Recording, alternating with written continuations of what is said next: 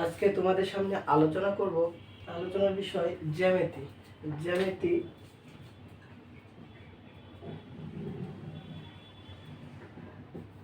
তো জ্যামিতি আলোচনা করব আমাদের ক্লাস প্রাথমিক পর্যায়ে 4 আর 5 4 ও 5 শ্রেণীর জন্য। মনে রাখবো 4 ও 5 শ্রেণীর জন্য এইসব জ্যামিতি করলে সকলের হয়ে যাবে। তো প্রথমে জানতে হবে যে জ্যামিতিতে রেখা কি। রেখা, তারপরে জানতে হবে রেখাংশ,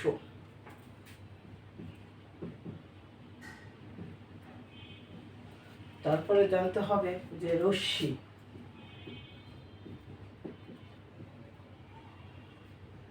আর এসব কিছু জানার পরে মেন যেটা যেটা জানতে হবে সেটা হচ্ছে বিন্দু। বিন্দু তো রেখা কি? রেখা রেখা হচ্ছে প্রকারভেদ রয়েছে। রেখা হচ্ছে দুই প্রকার, একটা হচ্ছে সরল রেখা আর আরেকটা হচ্ছে বক্ররেখা। বক্ররেখার বিষয়ে তোমাদের বই কোনো আলোচনা করা হয়নি, এটা তোমাদের লাগবে না। তো সরল রেখা, তো এই সরল রেখা যেটা সেটাই রেখা দিয়ে তোমাদের বই আলোচনা করা হয়েছে।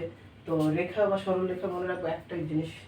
তো সরল রেখা অর্থাৎ সরল পথ বরাবর চলবে, এটাকে বলা হয় সরল রেখা। তো সরল রেখার প্রান্তবিন্দু, সরল রেখার কোনো প্রান্তবিন্দু নেই, অর্থাৎ সরল রেখা এই যে চিহ্ন দ্বারা বোঝানো হয়, এটা দ্বারা বোঝানো হয় যে এটা কোনো প্রান্তবিন্দু নেই।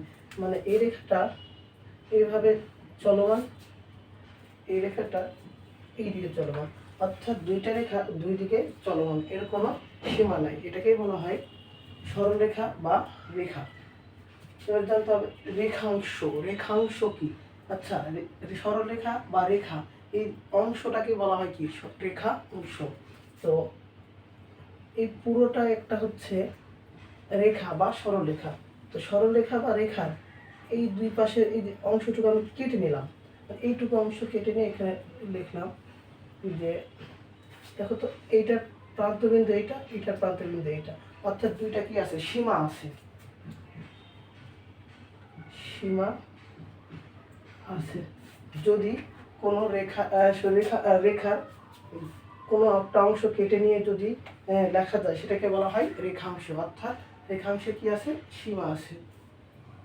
এখন এরপরে জানতে হবে রশ্মি। রশ্মিটা কি? আগে লিখে দিলাম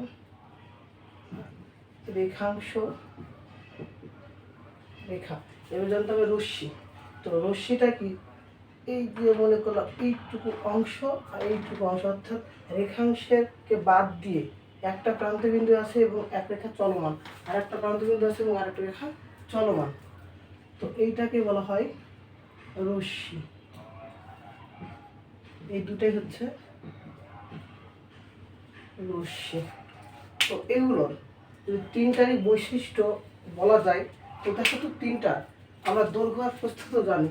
যেমন এইটা একটা চতুর্ভুজ, চতুর্ভুজের ক্ষেত্রে এই যে সমতল বরাবর গিয়েছে এটাকে কি বলা হয়? দৈর্ঘ্য। তাহলে এই তিনটার কি আছে?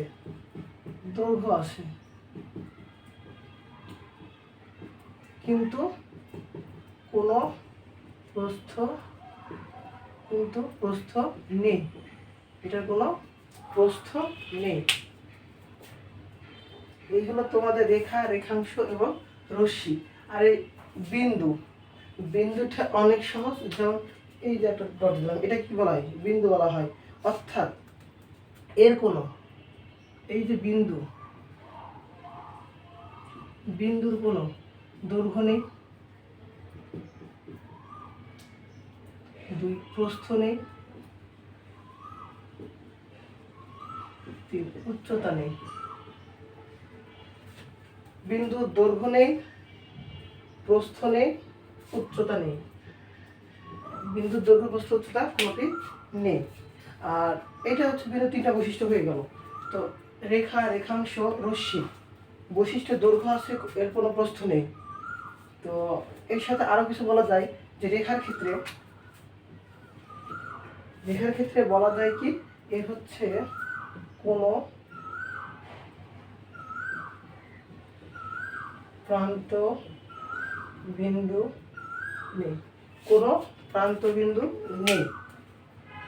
রেখাংশের ক্ষেত্রে বলা যায় কি, দুইটি প্রান্ত বিন্দু আছে, দুইটি প্রান্ত বিন্দু আছে, দুইটি প্রান্ত বিন্দু আছে। রশ্মির ক্ষেত্রে বলা যায় কি, একটি প্রান্ত বিন্দু আছে, একটি প্রান্ত বিন্দু আছে এবং একটি রেখা চলমান, একটি রেখা কি হবে, চলমান হবে। তো এগুলো তোমাদের জ্যামিতিক প্রথম অংশ, প্রথম পার্ট। এভাবে তোমাদের জন্য দ্বিতীয় পার্ট সামনে নিয়ে আসবো, তো অপেক্ষা করো দ্বিতীয় পার্টের জন্য।